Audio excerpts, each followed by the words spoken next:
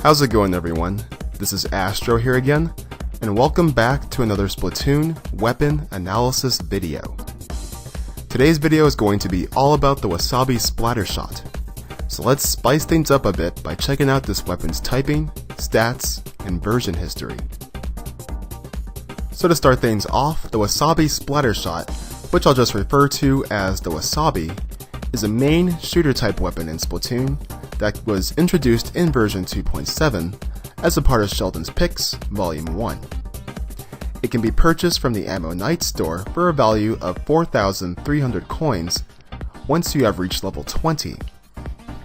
As for its stats, the Wasabi shares the same stats as the rest of the Splattershot family, having a range of 50, damage of 45, fire rate of 55, and a base damage of 35. Its main difference, once again, lies within its weapon kit, which is similar to the vanilla Splattershot Pro. So for its sub-weapon, the Wasabi receives the Splat Bomb, which is a bomb that can be used in various ways, such as flushing enemies out of their hiding spots, as well as cutting off their escape routes. As for its special weapon, the Wasabi receives the Ink Strike, which has its uses in different game modes, such as laying down some last-second ink in Turf War, capturing the zone and splat zones, giving your teammates coverage on the tower in Tower Control, and popping the shield in Rainmaker. So overall, just like the rest of the Splattershot family, the Wasabi is an all-around balanced weapon in terms of power, range, and fire rate.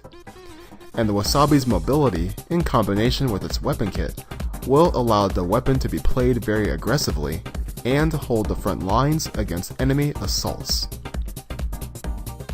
As for its version history, the Wasabi technically has no history, since it was one of the last weapons to be added to the game. However, it still retains the changes that were made to the vanilla Splattershot and the Tentatek Splattershot. So unfortunately, you'll still be receiving the detriment of the decrease in base damage from 36 to 35, turning the Wasabi into a 4-hit splat if your enemies are using defense up. So, one way to mitigate this loss is to still run some damage up to maintain that 3-hit splat in most situations. The only new change was with the introduction to Special Depletion, where the Wasabi was placed in the medium category. So, you'll be losing up to 60% of your special meter in the event you get splatted. As for the Ink Strike, you'll be able to move a little bit quicker after using the special thanks to the decrease in character control when you have Special Duration Up equipped on your gear. And you also get the reduction in fire time after selecting your target on your Wii U gamepad. As for recommended abilities to place on your gear, Damage Up is recommended to counter Defense Up users, as well as help with fall-off damage. And although the Wasabi is pretty ink efficient, any of the ink efficiency abilities, such as Ink Saver Main, Ink Saver Sub, or Ink Recovery Up, can still be used as a way to manage ink after throwing a Splat Bomb. So with that, let's take a look at a gear build that can be used with the Wasabi Splattershot. So this gear build is a general purpose battery build that the Wasabi can use. So we're going to begin by selecting our headgear, which will be in the form of the white headband. It uses Ink Recovery Up for its main ability, and it features the Squid Force brand, which highly favors damage up. As for our clothes, we're going to be using the Sunny Day Tee. It uses Special Charge Up for its main ability, and it features the Crack-On brand, which highly favors swim speed up. And finally, for our shoes, we can use either the Turquoise Kicks or the Blue Moto Boots. Both shoes feature the Rockenberg brand, which highly favors run speed up. However, for its main ability, the Turquoise Kicks uses Special Charge Up, whereas the Blue Moto Boots uses ink resistance up. So overall, this build is designed to enhance all the parts of the Wasabi and its weapon kit, as the stacks of Special Charge Up on your clothes and shoes will allow you to charge your Ink Strike quicker so that you can support your teammates as well as harass your enemies. The damage up on your headgear will help to counter defense up users as well as help with fall off damage.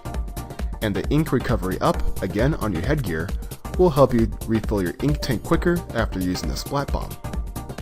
And finally, you get good movement options in the form of swim speed and run speed on your clothes and shoes respectively, as a way to help you either retreat or reposition yourself in the event that things get crazy, as well as circle strafe your enemies. Also, if you decide to go with the turquoise kicks, you do need to be aware of your positioning and movement when you're near enemy ink. So if that's a concern for you, then the blue Moto boots is another good option to use, as the ink resistance will keep you mobile if you happen to be stuck in enemy ink. But that is it for this video, everybody. So I'd like to thank you all for watching my analysis on the Wasabi Splattershot. I hope you found all this information useful. If you did, be sure to give this video a thumbs up, as well as sound off your thoughts on this weapon in the comments section below, and subscribe for more videos in the future. But as I stated before, that's all for this video. So this is Astro blasting off, and as always, until next time, take care, stay fresh, and I hope you all have a great day.